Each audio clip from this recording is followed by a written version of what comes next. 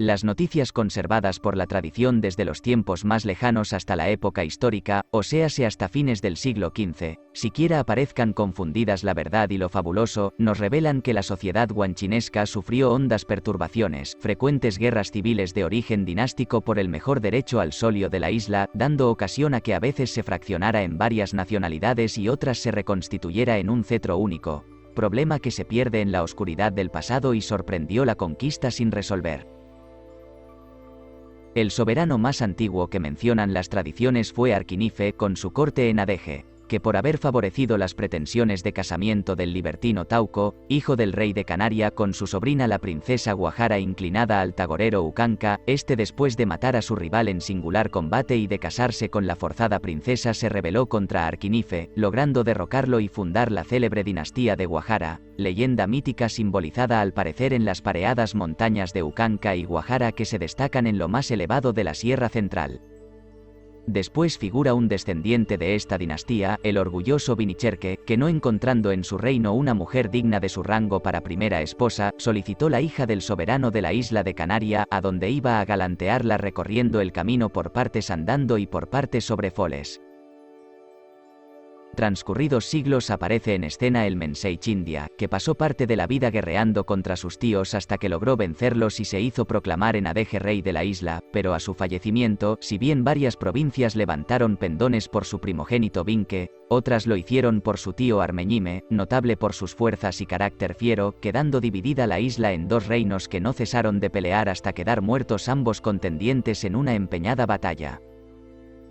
A este desenlace, Tauco, Naga y la bravia infanta Goimar, tíos del legítimo heredero Betsenuriga, se hicieron coronar por sus respectivos gobiernos de Teño, Anaga y Guimar, pero el desacatado príncipe, que según fama era de cuerpo agigantado y tan valeroso que embestía al enemigo sin contarlo, consiguió al fin dominar a sus rivales, porque en opinión de Marín y Cubas ya en 1347 aparece como único soberano de Tenerife con su corte en Adeje.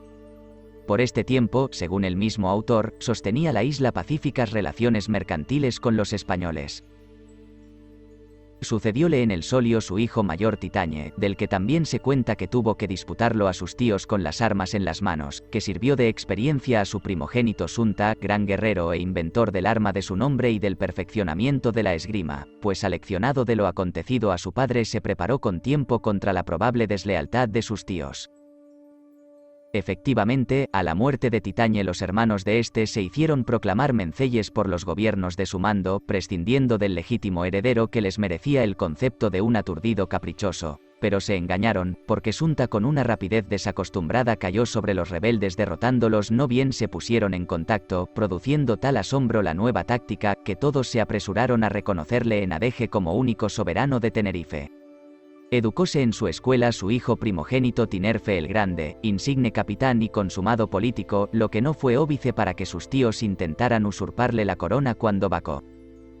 Cuéntase que reformó la táctica de su padre y fue el fundador de la estrategia, alcanzando Tenerife una gran prosperidad bajo su prolongado reinado.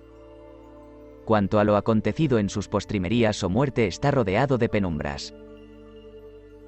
Es evidente que en el curso de su avanzada edad desaparecieron sus hermanos si los tuvo, porque ni uno solo figura al frente de las provincias, que eran 10 y ocupaban el área total de la isla, regidas por 9 hijos y un nieto. Fray Alonso de Espinosa, ocupándose del asunto, dice: muchos años estuvo esta isla y gente de la subjeta a un solo rey, que era el de Adeje, cuyo nombre se perdió en la memoria, y como llegase a la vejez a quien todo se atreve cada cual de sus hijos, que eran 9, se levantó con su pedazo de tierra haciendo término y reino por sí. El mayor de los cuales como lo era en edad lo fue en discreción, fuerza y ánimo, llamado Betsenuya o Queveí por excelencia.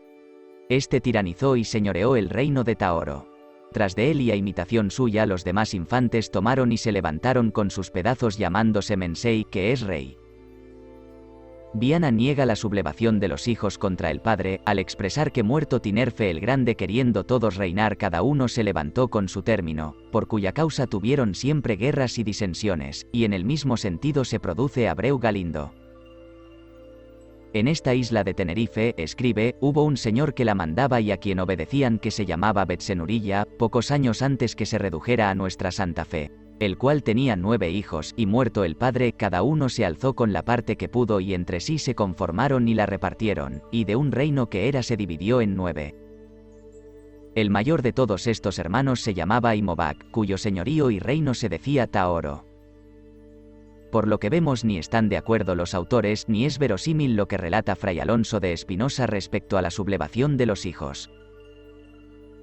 Aparte de que le contradicen Viana y Fray Abreu Galindo cuando se considera que entre los guanches el desacato de los hijos era un sacrilegio bastante a enajenar la voluntad de los pueblos y que no es racional de que en víspera de ocupar el trono de la isla se sublefe el príncipe heredero para reinar en la sola provincia que gobernaba, aún sin contar los riesgos personales y el precedente que sentaba para con sus hermanos dados los antecedentes históricos, la rebeldía no tiene natural explicación por falta de finalidad. Es evidente que las cosas no ocurrieron como dice Fray Alonso de Espinosa. Existe una tradición que la creemos más lógica y en armonía con lo que venía sucediendo de siglos atrás. Según dicha tradición, a la muerte de Tinerfe el Grande jalábanse al frente de las 10 provincias en que estaba dividida la isla 9 hijos y un nieto, que enumerados por edades de mayor o menor eran los siguientes: Acaimo, del gobierno de Huimar; Adguasoña, de Abona; Advito Cazpe, de Adeje; Cocanaimo, de Daute; Chincanairo, de Icoden; Rumen, de Tacoronte; Tegueste, de Tegueste; Benearo, de Anaga; Aguauco, de Aguauco o Punta del Hidalgo; y Betsenuya, nieto de Tinerfe el Grande, por fallecimiento de su padre Imobac heredero de la corona. Por manera que lo acontecido fue que a la muerte de Tinerfe el Grande todos los gobernadores, a excepción de 2, se hicieron proclamar menceyes por las respectivas provincias que regían, no reconociendo los derechos al solio de su sobrino Betsenuya, trayendo esta conjura con el fraccionamiento de la isla en 8 estados sus naturales derivaciones, la repentina pérdida de la hegemonía de la corte de Adeje, la superioridad moral y legal que a partir de esa fecha reconocían tácitamente todos los soberanos en los menceyes de Taoro y las guerras de estos en reivindicación del trono. Los 2 gobernadores que no entraron en la conspiración fueron Tegueste y Aguauco. Actos de lealtad que, hay motivos para presumir, premió Betsenuya y respetaron sus descendientes, vinculando el cargo vitalicio de Achimencey en la familia de sus 2 tíos. El desconocimiento de las instituciones del pueblo guanche y la circunstancia de ser el cargo hereditario, es lo que indujo a error a Fernando de Párraga en 1464, haciendo figurar en el acta de posesión de Tenerife entre los verdaderos soberanos a un rey de Tegueste. Error acogido por los cronistas a excepción de Viana, que refiriéndose al asunto dice: aunque algunos afirman que fue reino se engañan, y es error, que solamente fue señorío, y nunca jamás tuvo cetro de hueso antiguo, ni tagoro, ni fue por rey con calavera electo. Por esto vemos a los menceyes de Taoro ejercer actos de soberanía en los indicados territorios de Aguauco y Tegueste. La generalidad de los autores relatan cómo Bencomo depuso al Achimencey de Aguauco por ladrón, al valeroso Sebensui, que se consideró muy bien librado con la pérdida del cargo. Hecho prisionero el capitán Gonzalo del Castillo en la batalla de las Peñuelas, Tegueste lo remitió al rey Benitomo para que dispusiera lo que estimara más conveniente. Fray Abreu Galindo, aunque equivocando los nombres de los soberanos y el límite occidental del reino, escribe aludiendo a los hijos de Tinerfe el Grande.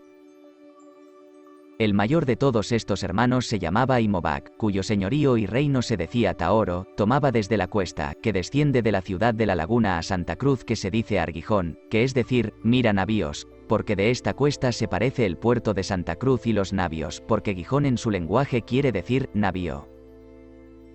De manera que Abreu Galindo da al reino de Taoro por el este casi el mismo límite que por dicho punto tenía el gobierno de Tegueste, que venía a ser un reino feudatario o una especie de señorío, como afirma Viana, sometido a la autoridad suprema de los reyes de Taoro.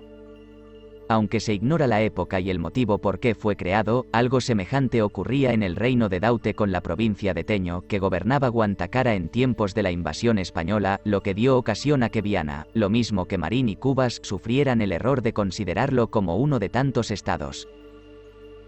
Como nos ocuparemos por separado de los 8 reinos en que se dividió la isla, a la muerte de Tinerfe el Grande, así como de las instituciones y organismos administrativos, nos limitamos por ahora a dar una idea de las divisiones políticas de los reinos en general.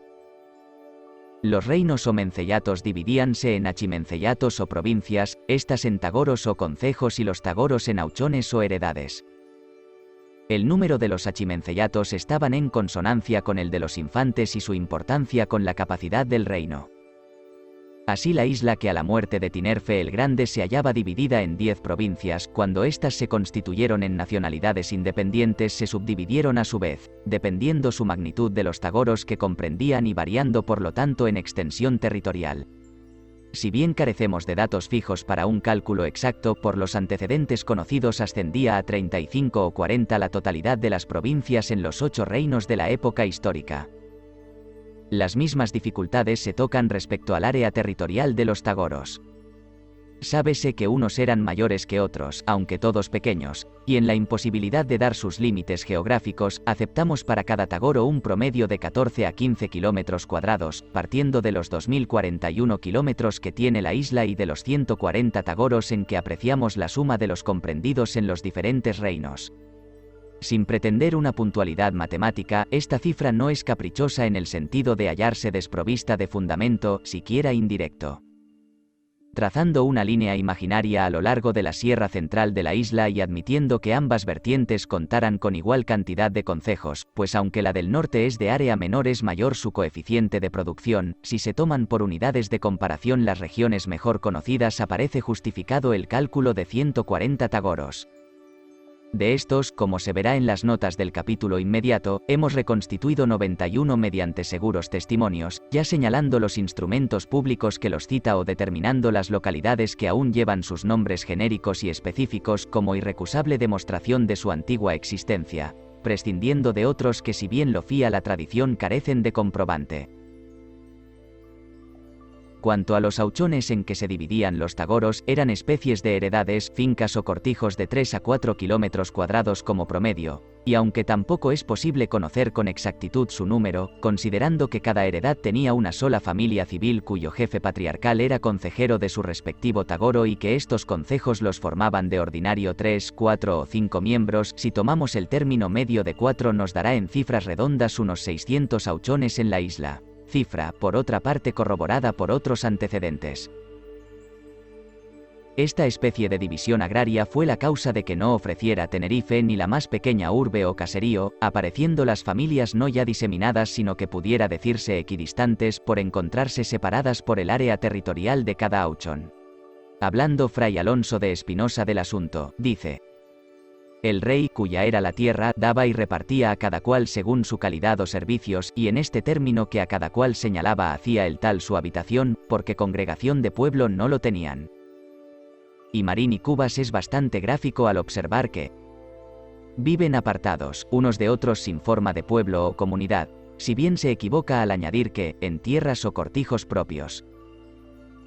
Efectivamente, todas las apariencias eran de que cada familia vivía en su respectiva finca, pero ya veremos las granjeaban en aparcería con el Estado bajo un régimen colectivista. Tan extraño sistema de poblados desparramados de mar a cumbre y desde la punta de Teño a la de Naga, no puede atribuirse a la errónea creencia de que siendo los guanches trogloditas tenían que utilizar las grutas donde la naturaleza se las ofrecía, porque aparte de que el 80 o 90% de las cavernas las destinaban a depósitos, apriscos y sobre todo a cementerios, como veremos en otro lugar, el fenómeno se daba sin excepción en aquellos reinos en que las grutas esqueisaban. Es de toda evidencia que semejante sistema obedecía a causas más hondas, a motivos económicos, sociales y políticos. Cuando se considera que habitaban un país de lluvias escasas o irregulares y que sin esperanzas de extraños auxilios se veían obligados a crear depósitos de previsión, a que siendo el pastoreo su principal fuente de riqueza y hallándose divididos sus habitantes en una clase aristocrática que no trabajaba y en otra de siervos forzada a producir para los privilegiados, exigía una constante vigilancia de los primeros sobre los segundos, a que arrojando el censo de los esclavizados una cifra aproximadamente igual al de los señores y siendo natural su deseo de mejorar de condiciones, obligaban a los últimos a mantenerlos en prudente aislamiento, y si por otra parte se tienen presente las teorías de Malthus y otros economistas, respecto de los medios de subsistencia en relación con el desarrollo de población, así como los obstáculos que restablece el equilibrio entre ambos crecimientos, hay que reconocer que dada la fuerza prolífica de la raza, su organización político-social y los elementos de vida de que disponían, ningún otro sistema de poblar un país era tan ventajoso para la conservación del status quo y para alcanzar la mayor potencia productiva. Cuanto al promedio de habitantes de cada auchón y por lo tanto a la densidad de población de la isla, como no existen datos fijos de que partir, sería enojoso puntualizar los particulares relacionados con la estadística que hemos tenido presente, como el temple orgánico de la raza, su facultad progenitora, las enfermedades comunes y causas de mortalidad, la moral pública y privada, costumbres, recursos alimenticios, riqueza pecuaria y rendimiento de la isla en todo orden de productos, las fuerzas opuestas por los estados de la Liga a los españoles.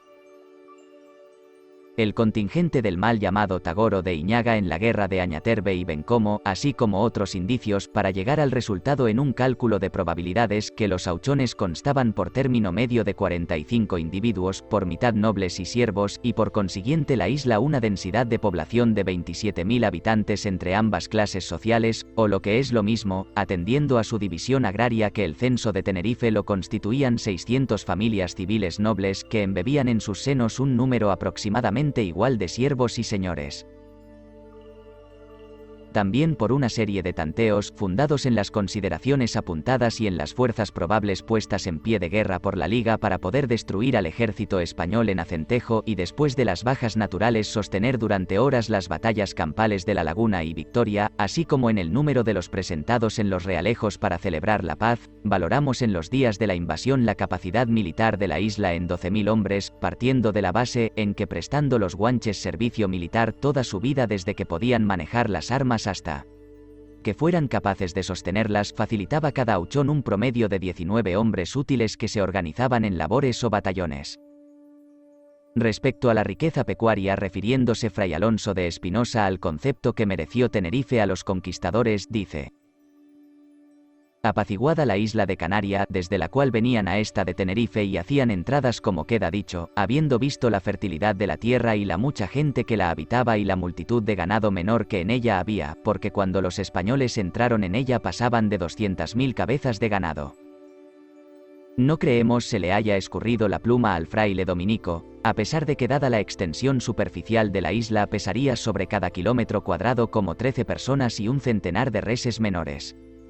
Aparte de que no existían las regiones y montes calvos de nuestros tiempos, de que la tierra era más humedad y el hierbaje más abundante y lozano, muchas de las especies forestales ofrecían al ganado un precioso y casi inagotable recurso.